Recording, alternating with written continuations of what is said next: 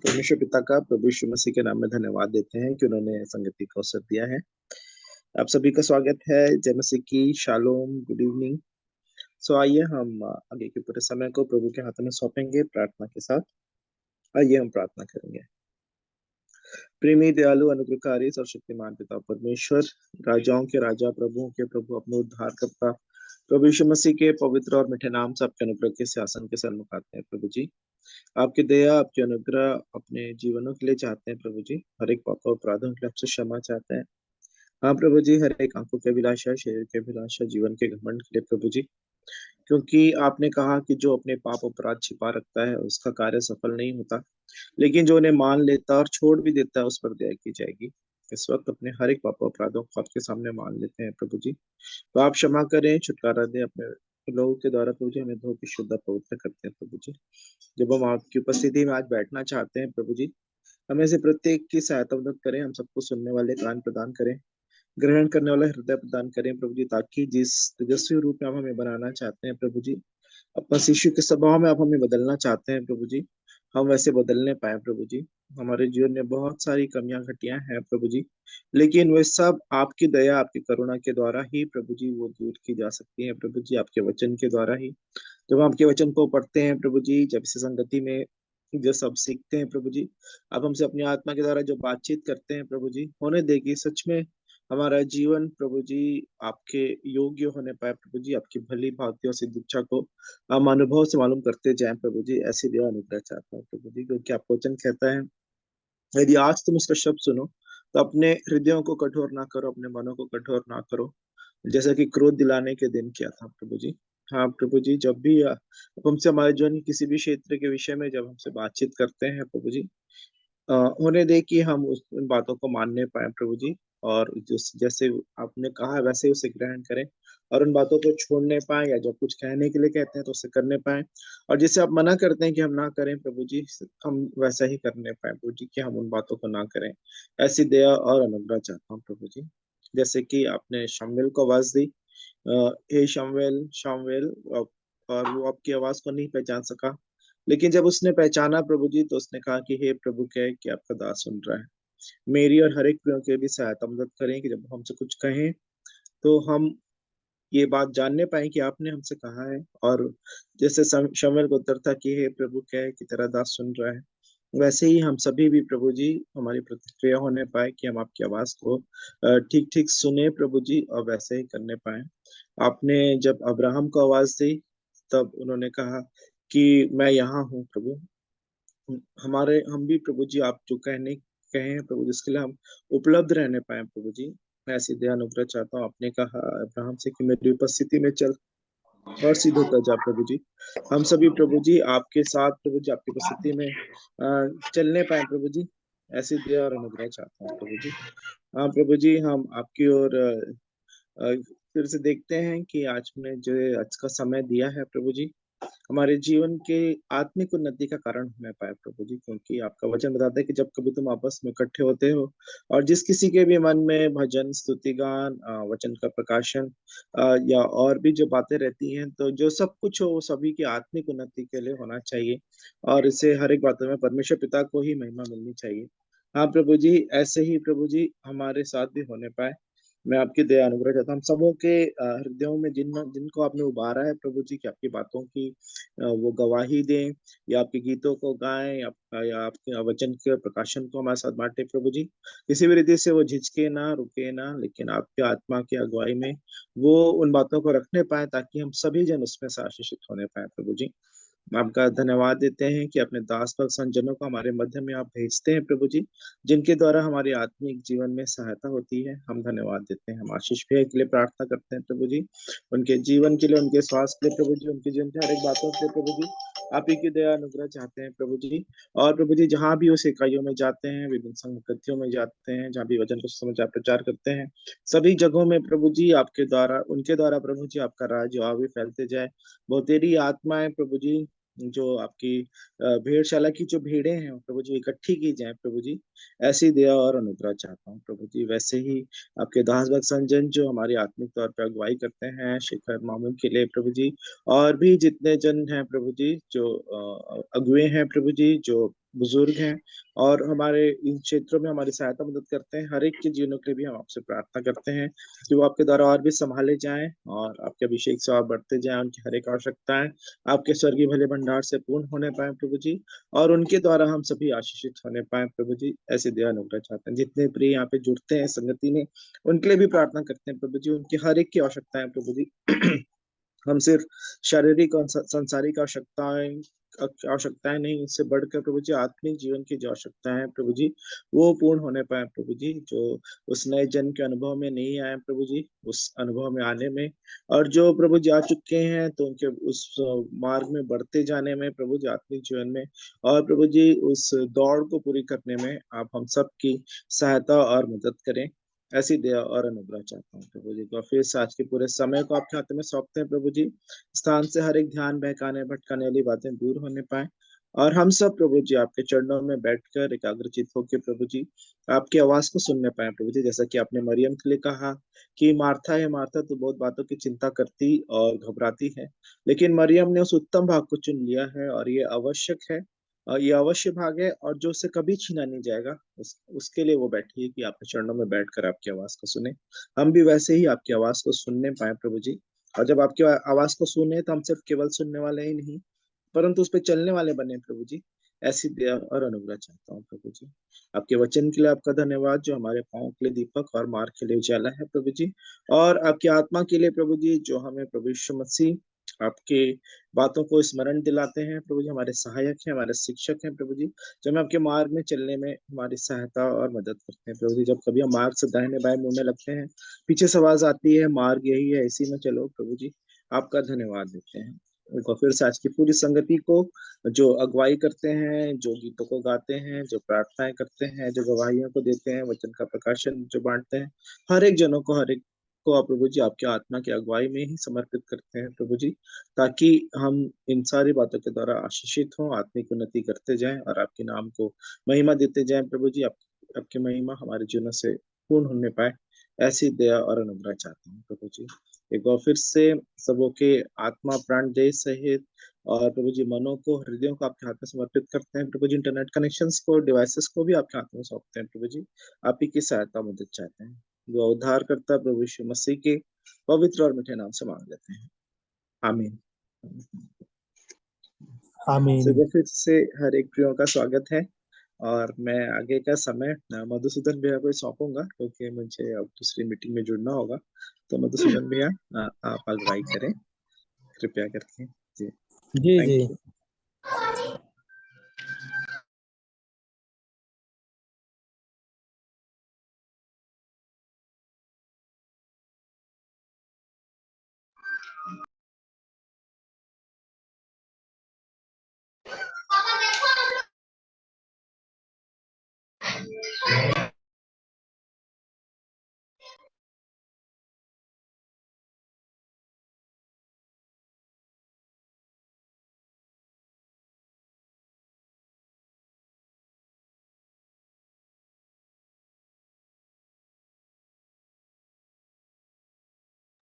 आप सबों को सलाम, जय मसीह की। आइए हम प्रार्थना करते हैं। प्रेमी दयालु अनुग्रहकारी ब्रह्म से को करने वाले परमेश्वर पिता, प्रभु यीशु मसीह के नाम से आपके पवित्र चरणों में आते हैं, धन्यवाद करते हैं प्रभु जी इस सुंदर समय सुंदर दिन के लिए प्रभु जी, जो प्रभु जी आपने हम सबों के मनों को उभारा प्रभु जी, कि हम पुनः इस संगति में जुड़ने पाए प्रभु जी। आपने हम सबों को भला चंगा रखा है प्रभु जी, और इस संगति में बनाए रखा है प्रभु जी। हम धन्यवाद करते हैं कि आपने उन भेदभावी बातों को प्रभु जी हम पर प्रकट किया है प्रभु जी, कि हम जाने सुने और समझ कर प्रभु जी सिद्ध बन सके प्रभु जी। ये आपकी करुणा, आपकी अनुग्रह है प्रभु जी, कि हम दिन प्रतिदिन प्रभु जी आपकी संगति में, आपके मार्ग में प्रभु जी हम चल रहे हैं, और अपने जीवन को प्रभु जी उस ज्योति के समान प्रभु जी, जिस प्रकार हमारे प्रभु यीशु मसीह ज्योति के समान प्रकाशित थे प्रभु जी, उस प्रकार प्रभु जी हम अपने जीवन को प्रकाशित करने पाए प्रभु जी। हम पर दया कीजिए, अनुग्रह कीजिए प्रभु जी, कि हर एक बातों को हम जानने पाए, और उन बातों को प्रभु जी हम अपने हृदय में बसा सके, ताकि प्रभु जी हम इस अंत के समय में प्रभु जी शैतान की युक्तियों को और उनके हर एक दाव पेच से प्रभु जी हम लड़ने को आत्मिक रूप से तैयार होने पाए प्रभु जी। बीते समय में प्रभु जी भाई आशीष के द्वारा प्रभु जी आत्मिक युद्ध के लिए आत्मिक हथियार के बारे में प्रभु जी हमारे मध्य में उन्होंने प्रभु जी वचन बताया और शेयर किया कि हम किस प्रकार से प्रभु जी आत्मिक रूप से तैयार होने पाए। हम धन्यवाद करते हैं भाई आशीष के उन वचनों को प्रभु जी जो हमारे मध्य में रखे। हम धन्यवाद करते हैं प्रभु का कि उन भेद भरी बातों को हमारे जीवनों में लाया प्रभु जी कि हम उन्हें चिंतन मनन कर सकें और हम अपने आप को जांच सके प्रभु जी की हमारी दशा किस प्रकार है कि हम आत्मिक रूप से किस प्रकार हम आगे आ सकें और अपने जीवन को बदल सकें प्रभु जी।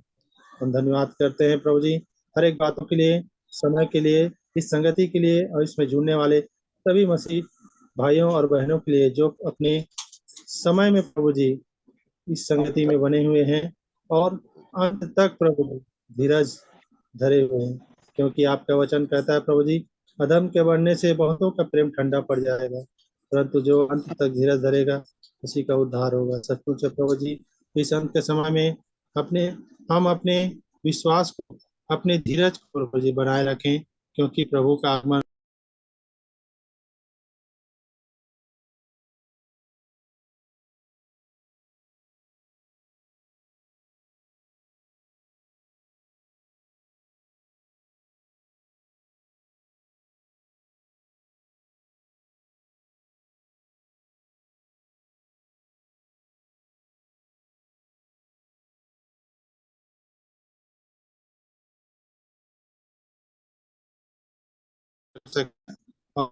जाने जी इस समय को सभी को इस मिनट को इसमें जुड़ने वाले सभी भाइयों और बहनों को आपके पवित्र चरणों में रखते इस छोटी सी विनती प्रार्थना को हमारे उद्धारकर्ता प्रभु यीशु मसीह के नाम से हम मांग लेते हैं, सुने और ग्रहण करें।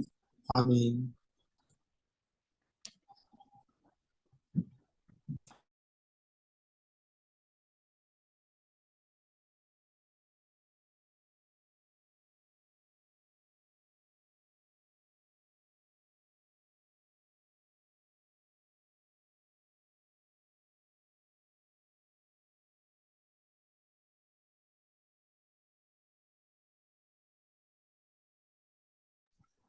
आप सभी को अभी अवसर होगा प्रार्थना में अगुवाई के लिए, यदि कोई प्रार्थना चाहते हैं तो होगा।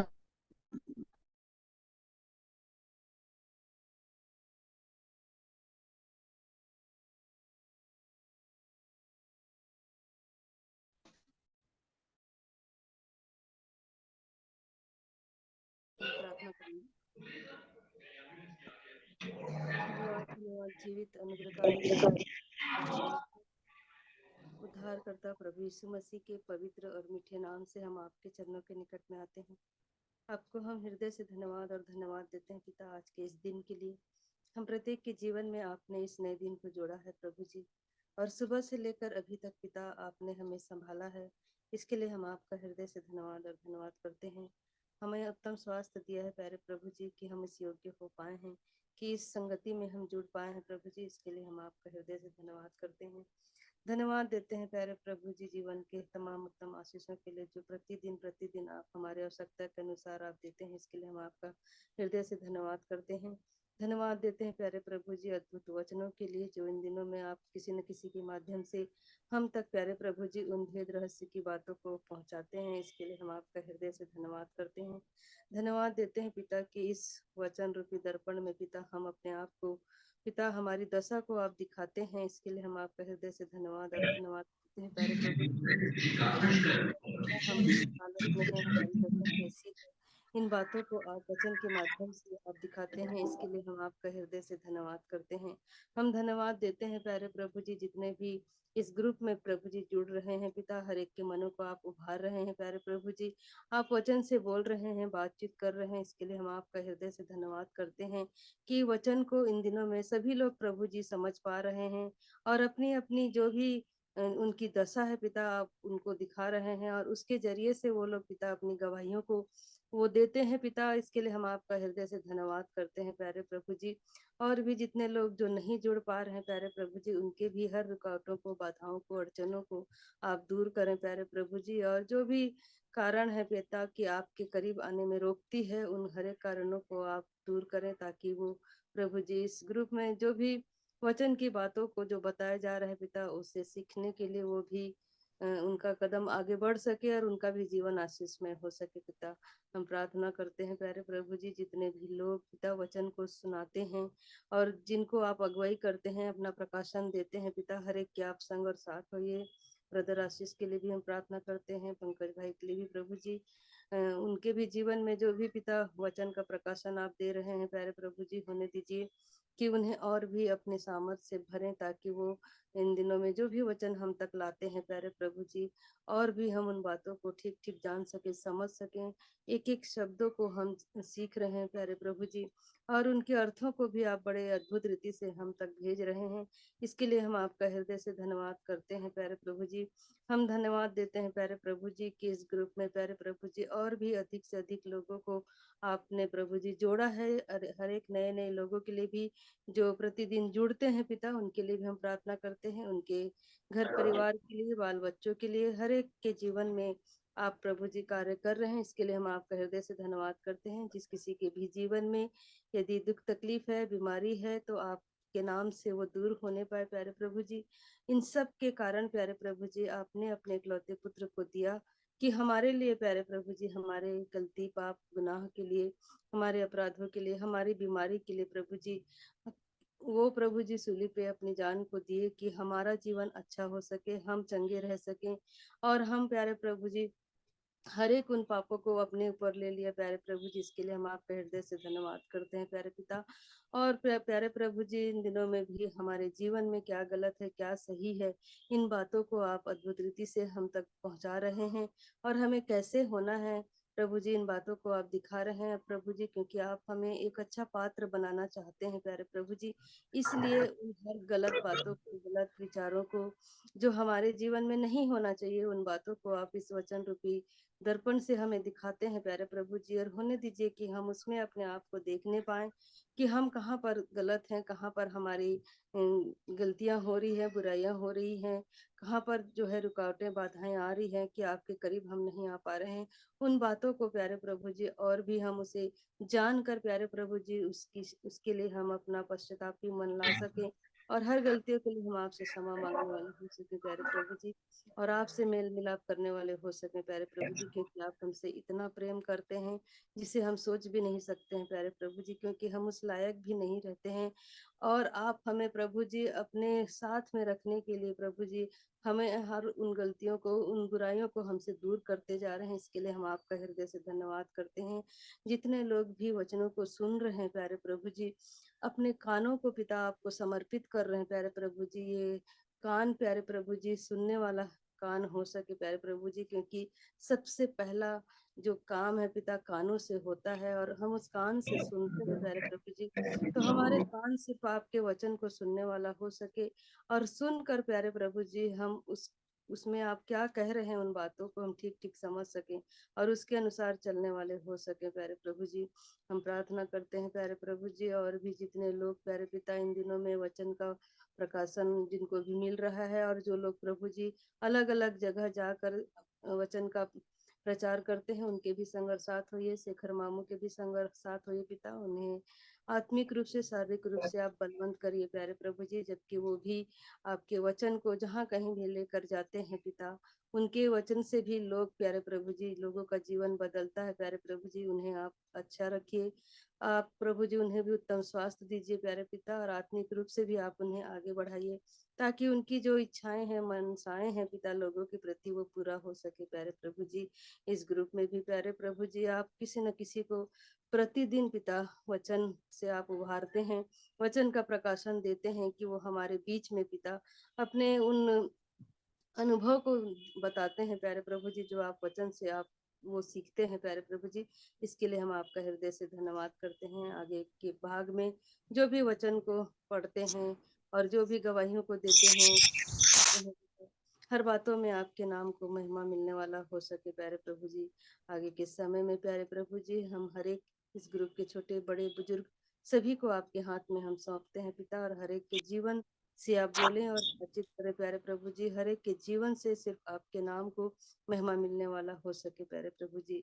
हर एक के इंटरनेट कनेक्शन, नेटवर्क कनेक्शन अच्छा हो सके पिता, ताकि आप जो भी वचन से आज के दिन में हमें बताना चाहते हैं उन बातों को हम ठीक ठीक सुनकर समझकर उसके अनुसार चलने वाले हो सके पिता।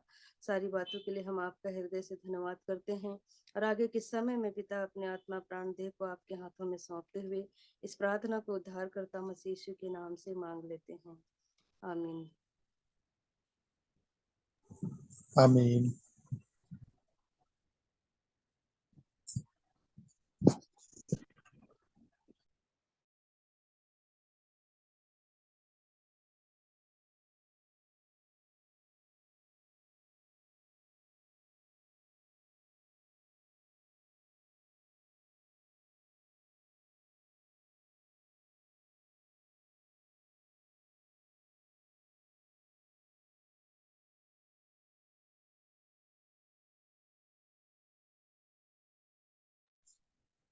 अभी अवसर है, यदि कोई और प्रार्थना करना चाहते हैं या अपनी गवाही रखना चाहते हैं, तो या प्रभु की स्तुति के लिए महिमा महिमा के लिए स्तुति गीत गाना चाहते हैं तो अवसर होगा।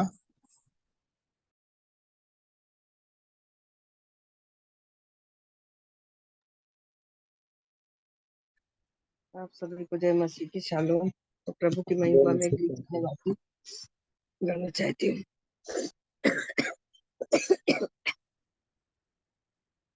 यीशु का नाम है सारी जमी पर, जिससे हम पाते उद्धार।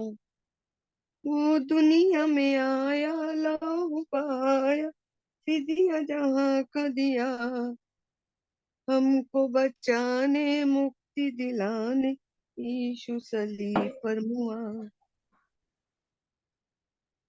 आसमान के नीचे लोगों के बीच में कोई दूसरा नाम नहीं है, सिर्फ यीशु का नाम है सारी जमी पर, जिससे हम पाते उद्धार। लोगों बाइबल पढ़ो तुम, दुआ करो तुम, यीशु जल्दी आने वाला है।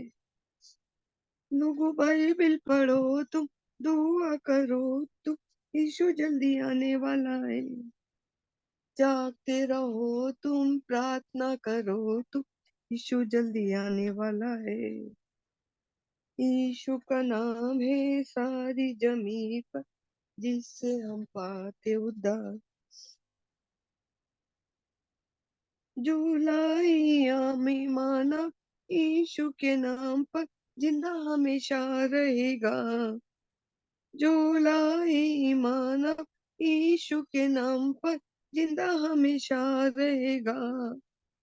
वो ही मार्ग है, वो ही सत्य है, वो ही अनंत जीवन है। वो ही मार्ग है, वो ही सत्य है, वो ही अनंत जीवन है। यीशु का नाम है सारी जमीन पर, जिससे हम पाते उद्धार। यीशु का नाम है सारी जमीन पर, जिससे हम पाते उद्धार। धन्यवाद।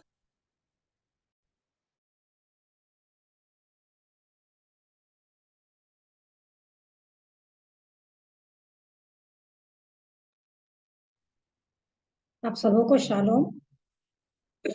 मैं भी प्रभु की महिमा के लिए एक गीत को गाना चाह रही हूँ। अपना लहू दे, अपना लहू दे, मन को मैं धो लूं, मन को मैं धो लूं, दिल में उतर आ, दिल में उतर आ, दिल को मैं खोलूं, दिल को मैं खोलूं, अपना लहू दे, अपना लहू दे, मन को मैं धो लूं, मन को मैं धो लूं, दिल में उतर आ, दिल में उतर आ, दिल को मैं खोलूं, दिल को मैं खोलूं, अपना लहू दे, अपना लहू दे। यूं चलते चलते थक गया हूँ मैं, यूं चलते चलते थक गया हूँ मैं, अपनी ही मर्जी से जिया हूँ मैं, अपनी ही मर्जी से जिया हूँ मैं, सब नाते तोड़कर, सब रिश्ते छोड़कर, सब नाते तोड़कर, सब रिश्ते छोड़कर, तेरे संग हो लूं, तेरे संग हो लूं, अपना लहू दे, अपना लहू दे, मन को मैं धो लूं, मन को मैं धो लूं, दुनिया में झूठ है, रुसवाई है, दुनिया में झूठ है, रुसवाई है, तेरे ही पास बस भलाई है, तेरे ही पास बस भलाई है, तेरी ही बाहों में, तेरी पनाहों में, तेरी ही बाहों में, तेरी पनाहों में, सर रख के सो लूं, सर रख के सो लूं, अपना लहू दे, अपना लहू दे, मन को मैं धो लूं, मन को मैं धो लूं, अब तेरे संग मैं चलना चाहता हूँ, अब मैं तेरे संग चलना चाहता हूँ, अब तेरे रूह से भरना चाहता हूँ, अब तेरे रूह से भरना चाहता हूँ, दिल की हर धड़कन में, सांसों की माला में, दिल की हर धड़कन में, सांसों की माला में, तुझको पिरो लूं, तुझको पिरो लूं, अपना लहू दे, अपना लहू दे, मन को मैं धो लूं, मन को मैं धो लूं, दिल में उतर आ, दिल में उतर आ, दिल को मैं खोलूं, दिल को मैं खोलूं, प्रभु की स्तुति।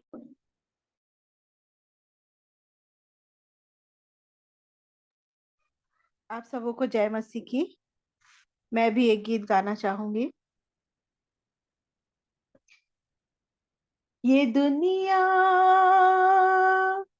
ये दुनिया बड़ी धर्मशाला, ये दुनिया बड़ी धर्मशाला, यहाँ पर कोई आ रहा है, कोई जा रहा है, कोई आ रहा है, कोई जा रहा, ये दुनिया बड़ी धर्मशाला, धर्मशाला पे स्टेशन लगा है, धर्मशाला पे स्टेशन लगा है, आता जाता मुसाफिर खड़ा है, आता जाता मुसाफिर खड़ा है, दो घड़ी का है, दो घड़ी का है महिमा यहाँ पर, कोई आ रहा है कोई जा रहा है, कोई आ रहा है कोई जा रहा। ये दुनिया बड़ी धर्मशाला, अनंत जीवन की गाड़ी खड़ी है, जिसमें यीशु की आशीष भरी है। अनंत जीवन की गाड़ी खड़ी है, जिसमें यीशु की आशीष भरी है। इस गाड़ी में घर तू बसा है, अनंत जीवन का स्टेशन मिला है। इस गाड़ी में घर तू बसा है, अनंत जीवन का स्टेशन मिला है। मार्ग सत्य और जीवन है यीशु यहाँ पर। कोई आ रहा है कोई जा रहा है, कोई आ रहा है कोई जा रहा। ये दुनिया बड़ी धर्मशाला, दिल ना अपना लगा ले यहाँ पर, थोड़ा वक्त रह गया है यहाँ पर। दिल ना अपना लगा ले यहाँ पर, थोड़ा वक्त रह गया है यहाँ पर। यीशु राजा जल्द आता यहाँ पर, कर तैयारी जाने की वहां पर। यीशु राजा जल्द आता यहाँ पर, कर तैयारी जाने की वहां पर। ताज आसमानी ताज आसमानी पाए वहां पर, कोई आ रहा है कोई जा रहा है, कोई आ रहा है कोई जा रहा। ये दुनिया बड़ी धर्मशाला, ये दुनिया बड़ी धर्मशाला, यहाँ पर कोई आ रहा है कोई जा रहा है, कोई आ रहा है कोई जा रहा। Thank you.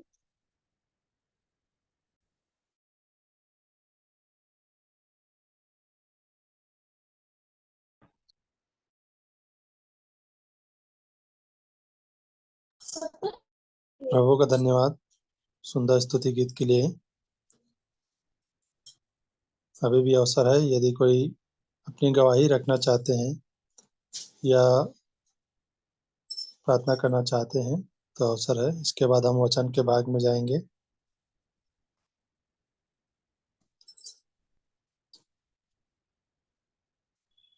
आप सभी को जय मसीह की। मैं भी कुछ वचन को पढ़ूंगी और उसके बाद एक गीत गा लूंगी। जी भजन जी। संख्या 91 उसके कुछ पदों को पढ़ूंगी मैं। जो परम प्रधान के छाए हुए स्थान में बैठा रहे, वह सर्वशक्तिमान की छाया में ठिकाना पाएगा। मैं यहोवा के विषय कहूंगा, वह मेरा शरण स्थान और गढ़ है। वह मेरा परमेश्वर है, मैं उस पर भरोसा रखूंगा। तू न रात के भय से डरेगा और न उस तीर से जो दिन को उजड़ता है, न उस मरी से जो अंधेरे में फैलती है, और न उस महारोग से जो दिन दोपहरी में उजड़ता है। तेरे निकट 1000 और तेरी दाहिनी ओर 10,000 गिरेंगे, परंतु वह तेरे पास न आएगा। इसलिए कोई विपत्ति तुझ पर न पड़ेगी, न कोई दुख तेरे डेरे के निकट आएगा, क्योंकि वह अपने दूतों को तेरे निमित्त आज्ञा देगा कि जहाँ जहाँ तू जाए वो तेरी रक्षा करे। वे तुझको हाथों हाथ उठा लेंगे, ऐसा ना हो कि तेरे पाँव में पत्थर से ठेस लगे। जब वह मुझको पुकारे तब मैं उसकी सुनूंगा, संकट में मैं उसके संग रहूंगा। मैं उसको बचाकर उसकी महिमा बढ़ाऊंगा, मैं उसको दीर्घायु से तृप्त रखूंगा और अपने किए हुए उद्धार का दर्शन दिखाऊंगा। परमेश्वर इस पढ़े हुए वचन पर आशीष दे। और मैं एक गीत गा लूंगी उसी से रिलेटेड। जो सर्वोच्च प्रभु के आश्रय में घर अपना बनाता है, जो सर्वोच्च प्रभु के आश्रय में घर अपना बनाता है, वो सर्वशक्तिमान की छाया तले सुकून से रहता है, वो सर्वशक्तिमान की छाया तले सुकून से रहता है, वो सहारा तेरा वही गढ़ है तेरा, वही तेरा खुदा, वो भरोसा तेरा, अपने पंखों से घेर लेगा तुझे, अपने बाजू तले पनाह देगा तुझे,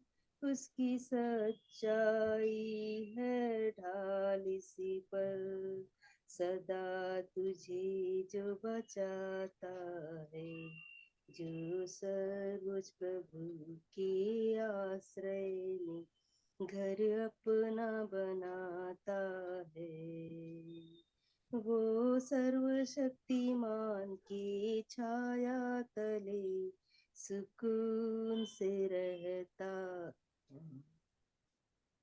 रात के भय से तू न डरेगा, न दिन को उड़ते हुए तीर से डरेगा, तेरे दोनों ओर हजारों गिरेंगे, लेकिन वो तेरे पास न आएगा। रात के भय से तू न डरेगा, ना दिन को उड़ते हुए तीर से डरेगा, तेरे दोनों ओर हजारों गिरेंगे, लेकिन वो तेरे पास न आएगा।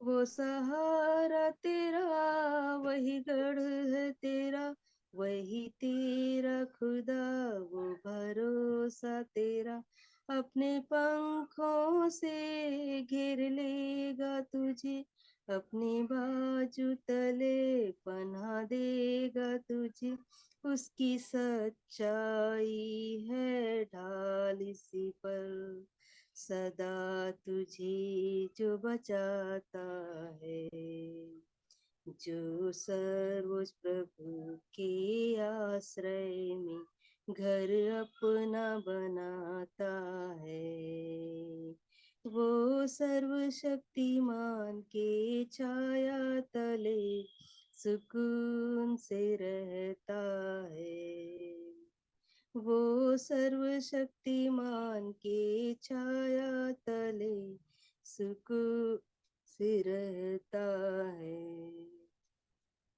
गर यहोवा के पनाह में रहोगे, हर मुसीबत से तुम तो बचोगे, अपने फरिश्तों को आदेश देकर तेरी राहों पर वो रक्षा करेगा।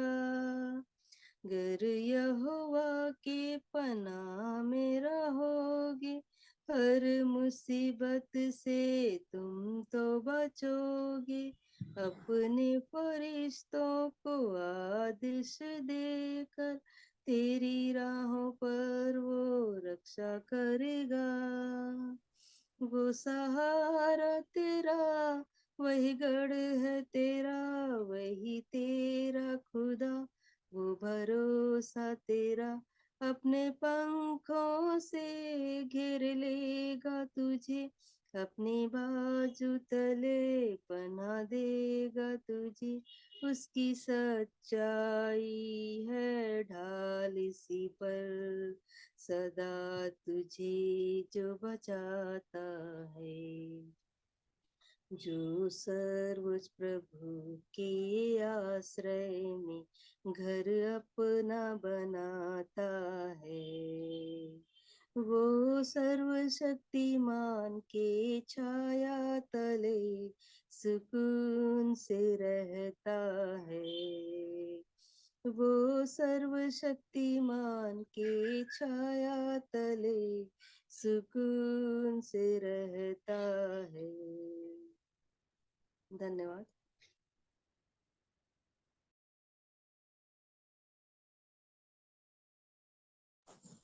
प्रभु का धन्यवाद सुंदर स्तुति गीत के लिए। आगे हम वचन के भाग में जाएंगे और वचन के भाग के लिए मैं ज्योति आंटी जी को निवेदन करूंगा कि हमारे मध्य में वचन शेयर करें।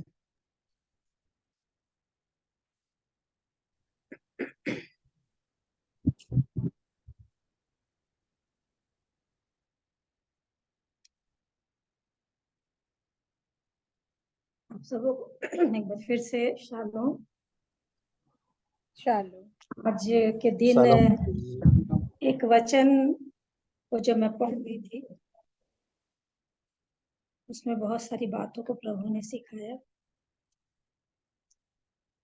आइए पहले प्रार्थना कर लेते हैं। अनुग्रहकारी दयालु प्रेमी पिता परमेश्वर, यीशु मसीह के नाम से आपके पास आती हूँ, धन्यवाद देती हूँ आज के दिन के लिए कि आपने जीवित रखा है। सांसें चल रही हैं, दिल चल रहा है, धड़कन चल रही है, आपका धन्यवाद हो। इन सब के लिए हम आपको कुछ भी नहीं दे सकते, केवल धन्यवाद दे सकते, क्योंकि जीवन आपका है प्यारे पिता। आज के दिन में आपने अब तक हमें संभाला है, जीवितों की मध्य में रखा, आपका धन्यवाद। और इस समय के लिए पवित्र आत्मा परमेश्वर अपने आप को आपके हाथ में सौंपती, आप ही वचन को दिखाएं और बताएं, क्योंकि प्यारे पिता जब तक आप न सिखाएं अपनी आत्मा के द्वारा हम कोई भी बात को अपने मुंह से अपने आप नहीं बोल सकते। लेकिन जब आप बोलते हैं तभी हम उन बातों को मनन करके सीख सकते हैं जो हमारे जीवन के लिए आवश्यक है। इसलिए प्यारे प्रभु जी हम अपने जीवन के प्रति और भी सचेत रहें, सावधान रहें, चौकसी में रहें। अपने आप को आपके हाथ में सौंपते हैं, हर एक लोगों को, बहनों भाइयों को भी आपके हाथ में सौंपते हुए धन्यवाद सहित विनती यीशु मसीह के नाम से मांगते हैं, आमीन। तो ये वचन है मरकुस 13 अध्याय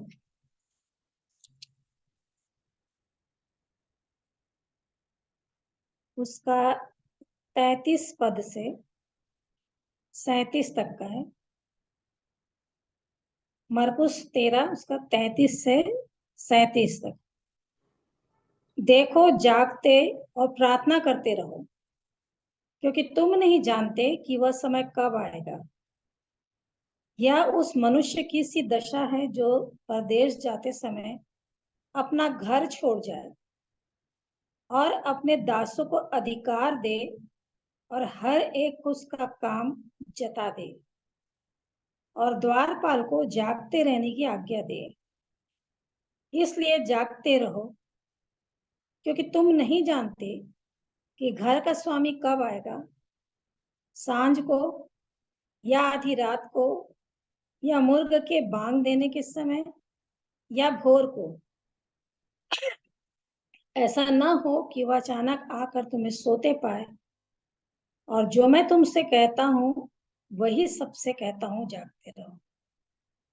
और इस जो वचन को मैं पढ़ी इसमें आप लोग भी देखेंगे, ध्यान देंगे तो लिखा है 4 बार है जागते रहो। ऐसे तो बहुत सारे सुसमाचार में हर जगह लिखा हुआ है, लेकिन इस 33 से 37 पद के तक उसमें 4 बार परमेश्वर ने अपने वचन में प्रभु ने बताया। 33 में जागते रहो, फिर उसके बाद उसी इसमें जागते रहने की आज्ञा दिया द्वारपाल को। फिर 35 में, 34 में मतलब, फिर 35 में जागते रहो और उसके पास 37 पद में भी जागते रहो। तो ये जागते रहने के लिए क्यों बार बार परमेश्वर अपने वचन से हमें चिता रहा है कि जागते रहो, जागते रहो, क्योंकि ये अंत का समय है और ये जागते रहने और प्रार्थना करने के लिए। तो एक बार मैं सोचने लग गई, मनुष्य जागता तो है, लेकिन उसका मन, उसका ध्यान कहाँ रहता है? जाग रहा है ऐसे फिजिकली मैं बता रही हूँ, लेकिन ध्यान और मन कई और बातों में लग जाता है, कुछ और सोचते सोचते बहुत दूर चला जाता है। और जो चीज वचन में है कि तेरा मन इस वचन पे लगा रहे, जीवन भर इसको पढ़ता रहे, अपने विषय में सावधान रहे, अपने विषय में चौकसी कर, सबसे अधिक अपने मन की रक्षा कर, तो ये सारी बातें याद नहीं आ पाती हैं और उन बातों पे मन चला जाता है जिससे कुछ लाभ नहीं होता है।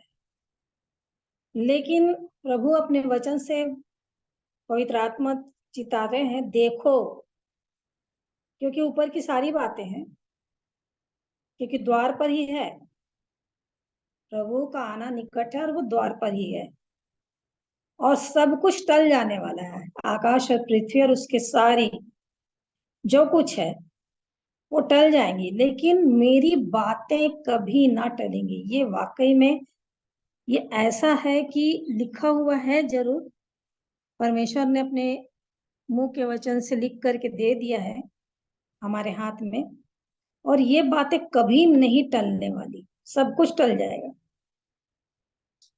यशाया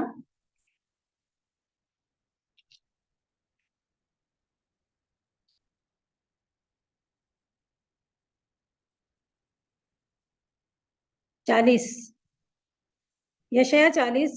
प्रभु का धन्यवाद हो, ये वचनों को प्रभु पवित्र आत्मा सिखा रहे हैं और दिखाते जा रहे हैं। यशाया 40 का 6 में लिखता है, वचन बता रहा है, बोलने वाले का वचन सुनाई दिया, प्रचार कर। मैंने कहा, मैं क्या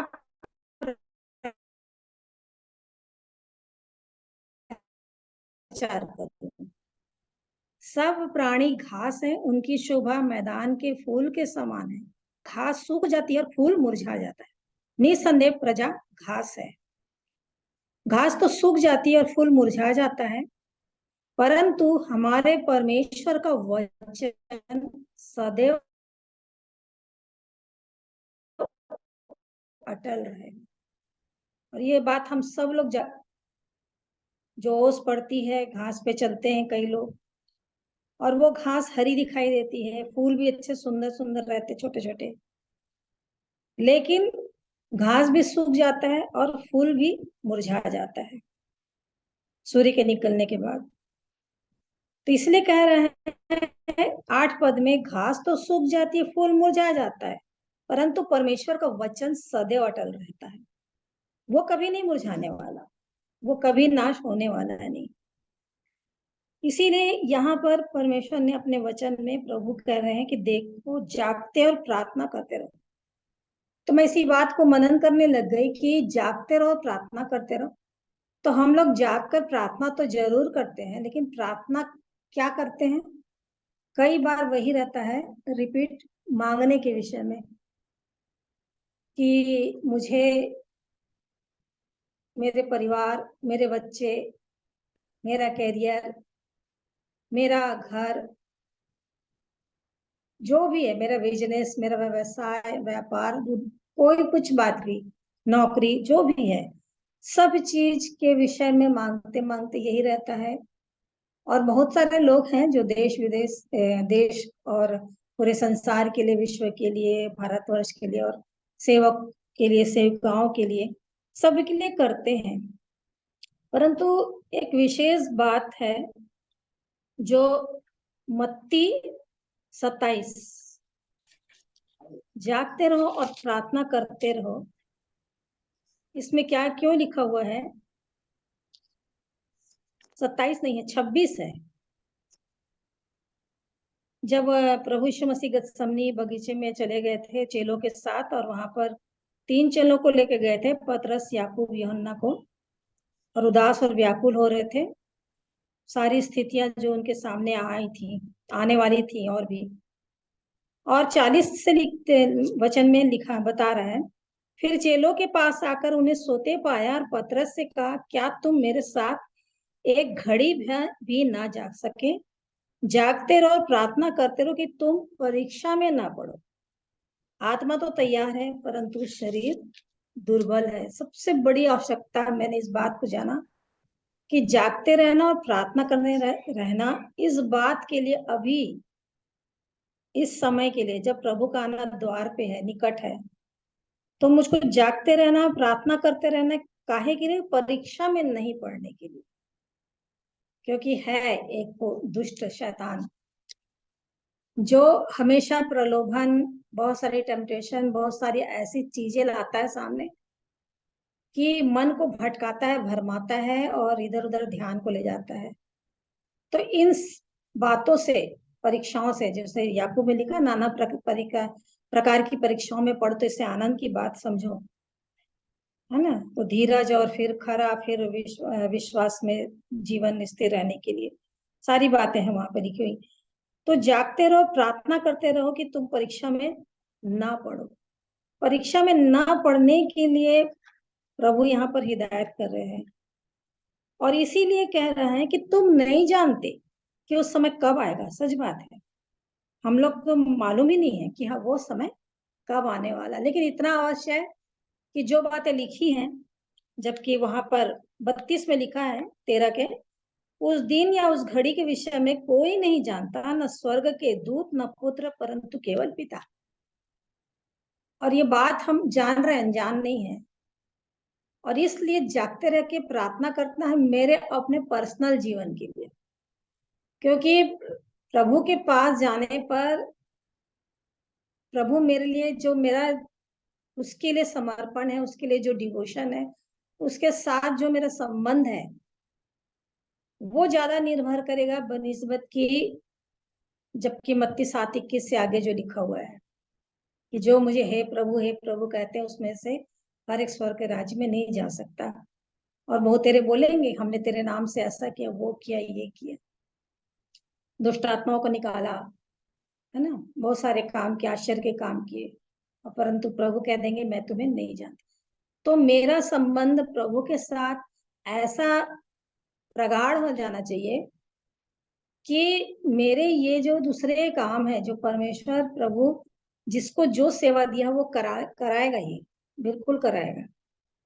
लेकिन मेरा जो पर्सनल संबंध है, मेरा व्यक्तिगत जो जीवन है प्रभु के साथ, रिश्ता यदि नहीं है, एक पिता का और पुत्र का, या बेटी का, या प्रेमी और प्रेमिका का, जैसे श्रेष्ठ गीत में है, तो ये सारी बातें व्यर्थ हो जाएंगी। बोलेगा मैं तेरे को जानते ही नहीं। इसके लिए बहुत सचेत और बहुत चौकसी। वो कहेगा कि मैं तेरे को ये काम दिया ही नहीं था, मैंने तेरा पाप से छुटकारा दिया, उद्धार दिया, और तूने अपने जीवन को शुद्ध और पवित्र सिद्धता की ओर ले जाने के बजाय सारे वचन को दे के रखा था, और तूने अपनी प्रसिद्धि पाना चाहा, अपना नाम, अपना ये कि लोग जाने और देखें कि मैं भी कुछ हूं, है ना। कई लोग होते हैं, सही बात है। तो इन बातों को पाने के लिए, अपना नाम करने के लिए तूने वो काम किया जो मैं नहीं चाह रहा।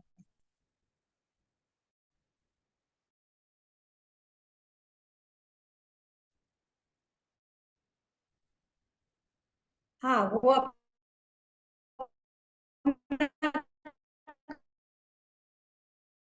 काम ऐसे लोगों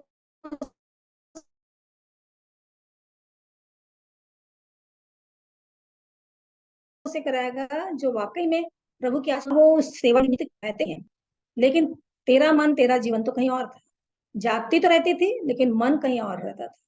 तो इस प्रकार से जागते रहना, प्रार्थना करना, परीक्षा में नहीं पढ़ने के विषय में प्रभु ने अपने वचन से चिताया, पवित्र आत्मा ने चिताया। और दूसरी बात 34 में क्या लिखा है उसके बीच में, और हर एक उसका काम जता दे। आज हर एक को, हर एक के पास काम जता दे। परमेश्वर ने वचन में जो दिया है वो तोड़े के हिसाब से दिया है, हम लोग सब जानते हैं। जैसे कि मत्ती 19 में हम लोग इस बात को जान रहे हैं, है ना। लूका 19 में है,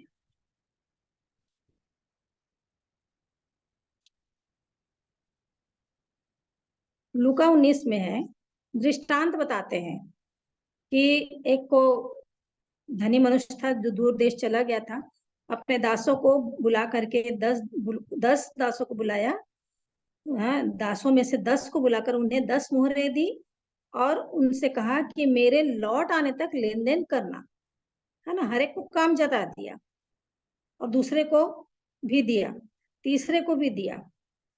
लेकिन जब वो आता है और हिसाब मांगता है तो वही व्यक्ति जिसने लिखा है 20 में, मैंने अंगोछे में बांध रखी थी वो मोहर, क्योंकि मैं तुझसे डरता था, इसलिए कि तू कठोर मनुष्य का है। अब उसको कहता है क्या परमेश्वर का वचन, दुष्ट दास 22 में, तेरे ही मुंह से दोषी ठहराता हूं। तू जो बोल रहा है तो तू ही उस लेवल में तू खुद ही अपने आप में दोषी ठहर रहा है, इसलिए उससे वो छीन लिया जाएगा और दूसरे को दे दिया जाएगा जिसके पास है। 26 में है ना, कि जिसके पास है उसे दिया जाएगा और जिसके पास नहीं उससे वह भी जो उसके पास है ले लिया जाएगा। तो हर एक को काम जता दे, हर एक को काम परमेश्वर ने अपने हमारे जीवन में सच में हर एक को काम जताया है, टैलेंट को दिया है भिन्न भिन्न रीति से। रोमियो 12 में रोमियो हाँ 12 में है, 12 में है,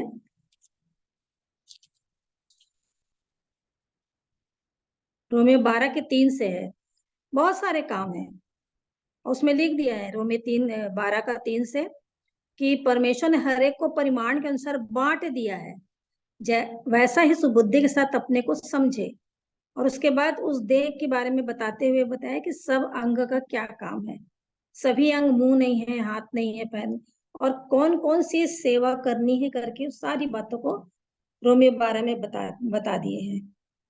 तो इस प्रकार से जो सेवा दिखाई भी नहीं देती है, कई लोग दिखते हैं, सुसमाचार सुना रहे हैं तो दिखते हैं कि हाँ वो है, जैसे भाई दीनाकरण है, बहुत सारे फेमस लोग हैं, भाई सूरज प्रेमानी है, तो हर एक का नाम आता रहता है। तो इस प्रकार से हम लोग जानते हैं, लेकिन कईयों का ऐसा रहता है कि वो छिपे रहते हैं। दुर्ग में ललिता करके एक थी आंटी, ललिता सिंह थी शायद, बहुत पहले की बात है, और वो दोनों पैर से पैरालाइज थी और करीडी में केलावाड़ी में रहती थी। उनके बच्चे भी थे और दोनों पैर से पैरालाइज होने के बावजूद भी वो दोनों हाथ में एक ऐसे छोटे छोटे पीढ़े को लेकर के और की पीछे के सहारे वो बैठ बैठ करके अपने कामों को करती थी। और जब समय आता था तो वो एक थी साथ में लड़की, वो बिस्तर में बैठ जाती थी, साइड में खिड़की रहता था और वहीं बैठ करके लेखिका भी थी, लिखती थी, कविता भी लिखती थी, लेख भी लिखती थी, बहुत सारे। और उसी दो छोटे छोटे टुकड़ों, लकड़ी के टुकड़ों के सहारे वो घरों में जाती थी ऐसी घसीटते हुए और उनको सुसमाचार सुनाती थी। उनके हस्बैंड पास्टर थे, सुरेश, पास्टर सुरेश करके, और सब काम वो इसी रीति से करती थी और अपने बच्चों को भी पाली, सब करती थी। मैं तो खुद देखी उनके घर जाकर के, इसलिए बता रही। तो मैं उसी बात को समय सोचती थी कि प्रभु आप इसको देख रहे हैं कि ये इस स्थिति में है, लेकिन ये जो सेवा कर रही है, जो जीवन ये जी रही है आपके लिए, इसका प्रतिफल आप वहां देंगे। और भले ही कोई मनुष्य अभी नहीं जान रहा इनको, क्यों? क्योंकि वो फेमस नहीं है, कुछ उनका वो नहीं है, बस लिखती है किताबों में, तो वो हम लोग को पढ़ने मिलता था। लेकिन जो सेवा कर रही है, जो प्रेम आपसे करती हैं, और इस रीति से उनके जीवन को देख के मुझे यही लगा कि इनका कुछ पैर हाथ भी ठीक से नहीं है, फिर भी ये प्रभु की सेवा कर रही है। मतलब उनको जो चीज दिया है प्रभु ने, उसमें इतनी निर्बलता होने के बाद भी वो सेवा को कर रही थी, लेकिन उससे पीछे नहीं हटी थी। तो इसी बात को मैं जानी कि देखो आज कई बड़े बड़े लोगों को मनुष्य जान रहे हैं, उनका नाम है अंकुर नरूला है, जो भी है, प्रभु के दास है, लेकिन ये एक सेविका ऐसी है जो छिपी है, गुप्त है, इसको प्रभु देख रहे हैं बस। गुप्त में, और उसका प्रतिफल उससे मिलेगा। तो इसी बात को कि हर एक को उसका काम जता दे, हर एक को उसका काम जता दे, और हमको हर एक को काम मिला हुआ है, प्रार्थना करने का काम मिला हुआ है कि हम सब पूरे लोगों के लिए, खासकर उद्धार के लिए प्रार्थना करें। हर एक उन बातों के लिए, सताव के लिए भी, और जितने भी पॉइंट्स आते हैं, प्रेयर पॉइंट्स, सब बातों के लिए प्रार्थना करें। और ये काम है जो परमेश्वर ने हमें दिया है, इसलिए जता दे बोलता है, मतलब बता दो उसको कि तुम्हारा ये काम है। और द्वार पर को जागते रहने की आज्ञा दे, इसलिए जागते रहो, इसलिए जागते रहो। क्यों? क्योंकि वो चला गया दे करके काम, और एक दिन आएगा, हिसाब लेगा वो मोहर की तरह। और यदि ऐसा ना हो तो एक जो रखा था अपने अंगोछे में लपेट करके, उसका वो व्यर्थ हो गया और दुष्ट दास गिना गया। और इसलिए कह रहे हैं कि घर का स्वामी कब आएगा, क्योंकि वो आने वाला है। सांझ को, रात को, आधी रात को, मुर्ग के बांग देने के समय, या भोर को। हम लोग को समय का कोई भी पता नहीं है कि कब आएगा, लेकिन वो आएगा। और लिखा है ऐसा ना हो, ऐसा ना हो, ये बहुत बड़ी बात है।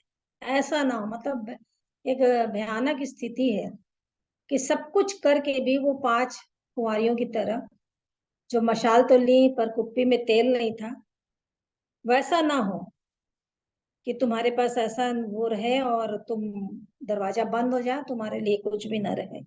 और वो सब पूरे तैयार होके गई थी, पूरे 10 के 10, और 10 का जीवन वैसे ही था कि वहां तक पहुंच गई, लेकिन एक कारण से वो लोग नहीं जा पाई।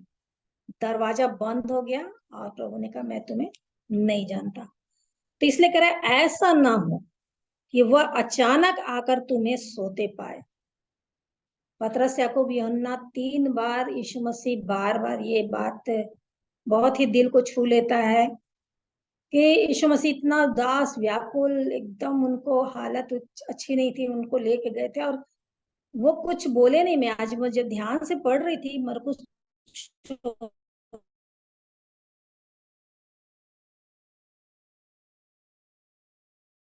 14 को फिर से 13 तो पढ़ रही थी, फिर 14 पढ़ रही थी, तो उसमें उसी बात का 3 बार आया, 4 बार, 3 बार आया, और वो ठहरे रहो, जागते रहो। तो हमेशा बार बार बोले। 14 के 38 में भी उसी बात को बोले, जागते और प्रार्थना करते रहो कि तुम परीक्षा में ना पढ़ो। फिर 41 में तीसरी बार आकर उनसे कहा सोते रहो और विश्राम करो। तो इसलिए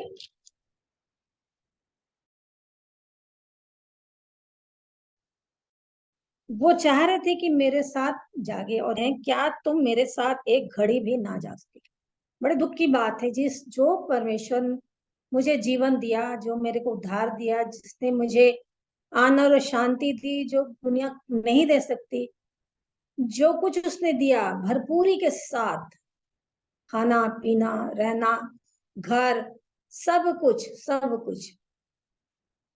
सब कुछ दिया, उसके बाद भी, इतने कंफर्ट रहने के बाद भी, क्या एक घड़ी भी नहीं जा सकते प्रार्थना में? ये वाली बात को प्रभु मेरे को सिखा रहे थे। क्या तुम एक घड़ी भी नहीं जाग सकते? वो प्रभु कितना व्याकुल हो रहे हैं अभी भी। रोमियो 8 में जैसे लिखा हुआ कि हमारे निवेदन कर रहा है दाहिने हाथ बैठ करके कि हे पिता इन्हें बचाना। तो हम लोग को भी ये जता दिया काम कि हम उनके लिए प्रार्थना करें जो, जिन्होंने उद्धार नहीं पाया, जो संकट में है, जो परिस्थिति ऐसी उनकी की लाचारी है, बीमारी है, आत्महत्या करने के लिए सोचते हैं। बहुत सारी ऐसी ऐसी जब सुनती हूँ और देखती हूँ तो लगता है कि वाकई में कितने आवश्यकता है इनको प्रार्थना करने के लिए, इनके लिए। तो वो प्रभु कितना व्याकुल होता होगा वहां से देख करके कि इनके लिए कौन करेगा, इनके लिए कौन करेगा। यजकेल की तरह मैंने बाड़ा में सुधारने वाला देखा पर कोई नहीं मिला, तो नाके पर खड़ा हुआ देखना चाहता है कि हम मध्यस्थता की प्रार्थना करें सच में, निस्वार्थ होकर के। और इसीलिए कह रहा है कि तुम ऐसा ना हो कि अचानक आकर तुम्हें सोते पाए, तब तो लगेगा कि लज्जित बस और कुछ नहीं, और लज्जा के छोड़ और कुछ नहीं रहेगा। और जो मैं तुमसे कहता हूँ वही सबसे कहता हूँ, जागते रहो। इसलिए वो बार बार हम सबको हिदायत कर रहे हैं, है ना। पहला थिस्सलुनीकियों उसका 5 में 3 से लिखा हुआ है। 2 से पढ़ती हूँ, क्योंकि तुम आप ठीक जानते हो कि जैसा रात को चोर आता है वैसे ही प्रभु का दिन आने वाला है, जब लोग कहते होंगे कि कुशल है और कुछ भय नहीं, तो उन पर एकाएक विनाश आ पड़ेगा।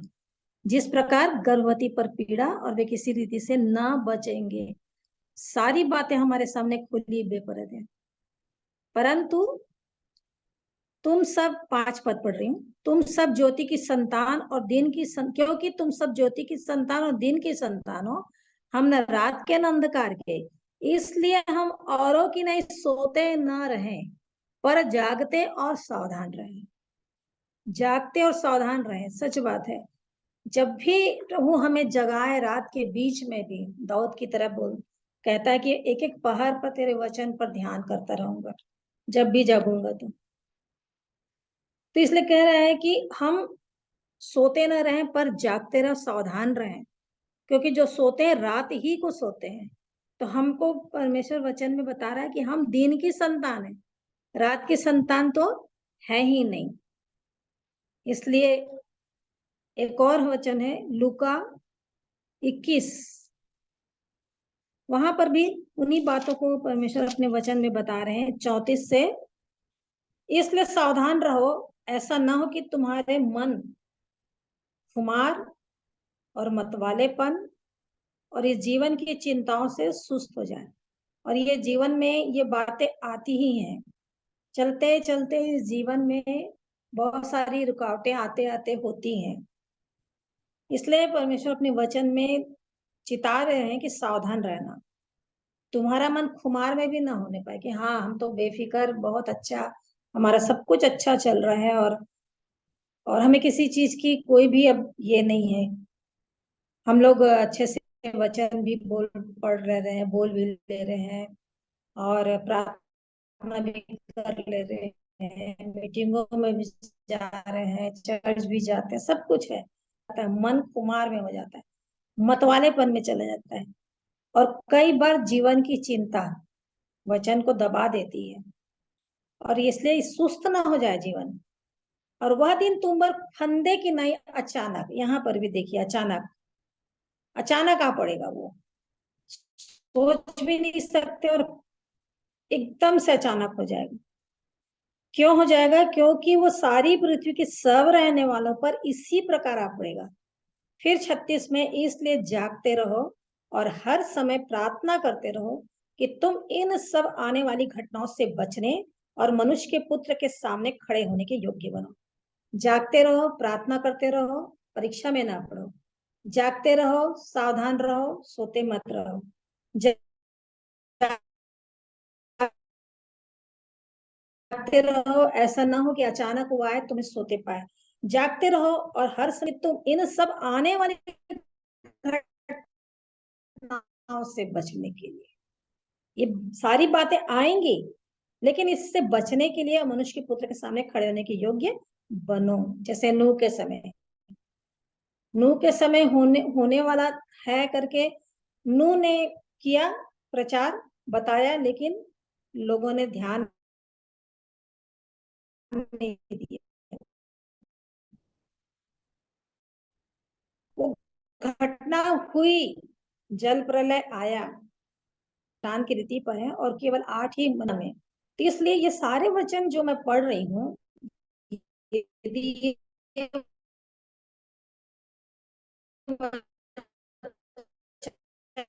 मेरे जीवन में काम ना करे, जो होगा अचानक अचानक अचानक लिखा हुआ है। तो ये आने वाली जो घटना है, इससे बचाना परमेश्वर चाहते हैं। नूह के समय जिस प्रकार से किए, है ना, सदोम अमोरा को भी नाश करने वाले थे, लूत को बचा लिए खींच करके, वहां से निकाल करके। तो हमको भी बचाने के लिए प्रभु वचनों को दे दे के बता रहे हैं कि तुम्हारा मन कुमार में, मतवालेपन में, जीवन की चिंताओं में, दूसरी बातों में नहीं लगना चाहिए। ये अंत का समय, द्वार पे खड़ा हुआ हूं मैं, बिल्कुल खड़ा हुआ हूँ और अचानक हो जाएगा। कोई नहीं जान रहा, न स्वर्गदूत जानते हैं, न मनुष्य जानता है, न मनुष्य के प्रभु यीशु मसीह भी नहीं जानते, केवल पिता का है। इसलिए वो हमको बता रहा है कि आने वाली घटनाओं से बचना और मनुष्य के पुत्र के सामने खड़े होने के योग्य बनो। तो हमको बनना है। तो प्रभु का धन्यवाद देती हूँ इन वचनों के लिए, जिसके द्वारा प्रभु ने मुझे आज के दिन में फिर से चिताया, और इस बात के लिए कि बहुत सारी बातें हैं जो प्रैक्टिकली जीवन में अप्लाई करना चाहिए। जैसे कि सुबह का समय, यदि नींद खुल गई तो तुरंत उठ जाना चाहिए। यदि हम सोते रहेंगे ना, तो वो नीति वचन 6 में, नीति वचन 24 में जो बातें लिखी हुई हैं, हे आलसी तू कब तक सोता रहेगा, फालतू का करवटे बदलते हुए लेटे रहना, ये बिल्कुल बेकार। क्योंकि शरीर को जितना अधिक उसके अनुसार काम करेंगे आराम दे करके, वो उतना ही अधिक आत्मा के विरोध में काम करता चला जाएगा। और यदि शरीर को मारेंगे, कूटेंगे, वश में लाएंगे, तो वाकई में परमेश्वर पवित्र आत्मा के द्वारा वचन की सहायता से हमारी सहायता करते हैं। तो बेखटके उठ करके, जो तड़के उठ के मुझे खोजते हैं, उन्हें मैं मिलती हूँ, और जिससे मैं प्रेम करते हैं, मैं भी उनसे प्रेम करती हूँ। 8 के 17 नीति वचन में है। तो इस प्रकार से सुस्ती, आलसी, लापरवाही, बेपरवाही, ये सारी बातों को छोड़ देना इन अंतिम दिनों में। अपने विषय में ज्यादा सावधान रहना चाहिए, अपने विषय में।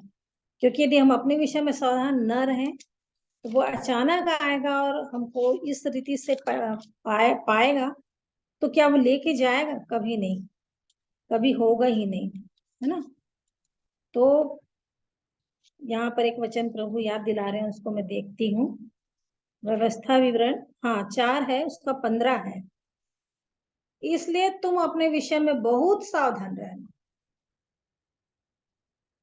इसलिए तुम अपने विषय में बहुत सावधान रहना।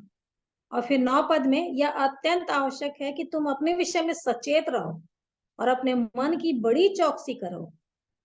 कहीं ऐसा ना हो कि जो जो बातें तुमने अपनी आंखों से देखी उनको भूल जाओ और वह जीवन भर के लिए तुम्हारे मन से जाती रहे, किंतु तुम उन्हें अपने बेटों पोतों को सिखाना। तो इस प्रकार से बार बार परमेश्वर अपने वचन से, ये सारे वचन मैं सोची भी नहीं हूँ, बिल्कुल नहीं सोची। बस उतना है कि वो मैं मरकुस 13 का 33 से वहां तक था, उन बातों को मैं बस सोची थी, मनन करी थी उस समय। और मत्ती 26 का था कि एक घड़ी भी नहीं जाग सके, मैं उन्हें जागने बोल रहा था उस समय, प्रार्थना के लिए भी नहीं बोल रहे थे। सारी बातें प्रभु बस सिखा रहे थे, और उस दर्द को महसूस कर रही थी प्रभु का, कि वो कितने व्याकुल रहते हैं हमारे लिए, कि हम प्रार्थना करें अपने आप के लिए, कि परीक्षा में ना पड़े और आने वाली घटनाओं से बचें और परमेश्वर के पुत्र के सामने खड़े होने के योग्य बने, और अपने विषय में सावधान रहे विशेष रीति से। तो ये बार बार वचन बता रहे हैं, यह अत्यंत आवश्यक है। 4 व्यवस्था विवरण 4 करना हो, और अपने विषय में सचेत रहो और मन की बड़ी चौकसी करो। सबसे बड़ा तो है यही जो हमको इधर उधर भटकाता है। और फिर 15 में, इसलिए तुम अपने विषय में बहुत सावधान रहना, बहुत सावधान रहना। तो मैं प्रभु का धन्यवाद करती हूँ कि ये वचन देकर के प्रभु ने हमारे जीवन में इतना बड़ा उपकार किया। वही सोचती हूँ, यदि रहता नहीं तो हम लोग जानते ही नहीं कि परमेश्वर क्या चाहते हैं। उद्धार यदि पा जाते प्रभु यीशु मसीह के द्वारा, उनकी मृत्यु के द्वारा, उसके पवित्र लहू से पापों को धो करके क्षमा मिल जाती है और उद्धार मिलता, सब कुछ होता।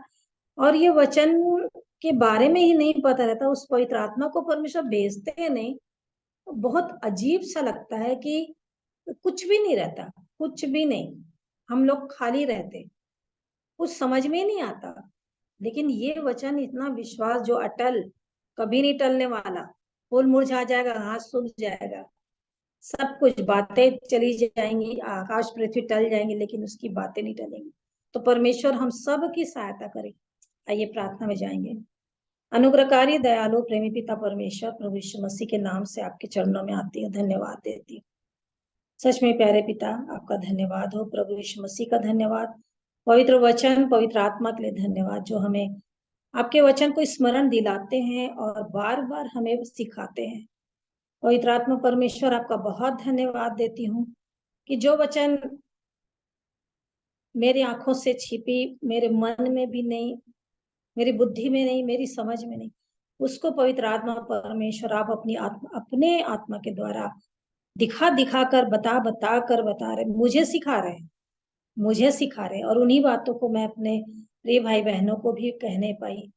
इसमें मेरी कोई बड़ाई नहीं, कोई बात नहीं, कोई लियाकत नहीं, कोई काबिलियत नहीं, लेकिन प्रभु आपका धन्यवाद कि आप हम सबको प्यार करते हैं, इसीलिए आप हमें अपने वचन से बताते हैं कि हमें जागते रहना है। और हम नहीं जानते हैं, सच में प्यारे पिता, आप तो मत्ती 24:25 में भी कह दिए कि मैं देखो ये सब बातें पहले से बता चुका हूँ।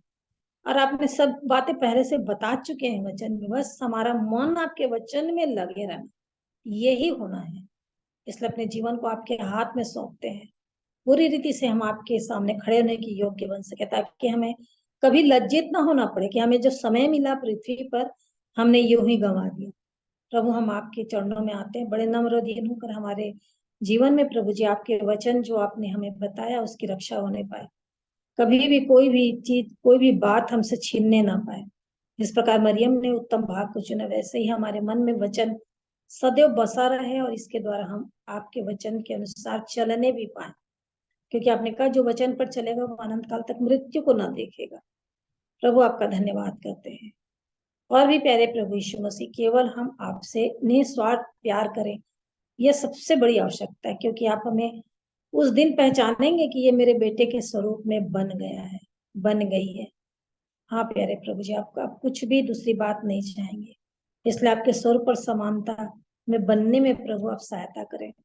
जिस आदम को बनाया था जो खो गया, पाप के कारण दूर हो गया, आपने प्रभु यीशु मसीह आप आत्मिक आदम बन करके हमारे जीवन में आए और हमें फिर से पिता से मेल मिलाप करके वो जीवन देना चाहे जो स्वर्गीय है और जहां आप हमेशा हमेशा के लिए अपने साथ रखना चाहते। सो प्यारे प्रभु, हमें संसार और संसार की बातों से अलग रखें, हम सब की सहायता करें, हम सब एक साथ आपके पास आकर के आपके राज्य के लिए बनना चाहते, बढ़ना चाहते। सो हमारी सहायता करें। सारी बातों के लिए धन्यवाद देते हुए विनती को यीशु मसीह के नाम से मांगते हैं, आमीन। आमीन।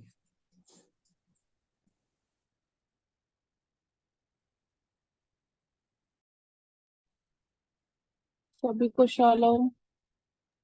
शालोम, सभी को जय मसीह की। शालोम शालोम, शालोम जय मसीह की। Shalom. Thank you Jyoti aunty, बहुत सी ओके, प्रभु को महिमा मिले, जो सीखी उसे बताई, प्रभु का धन्यवाद।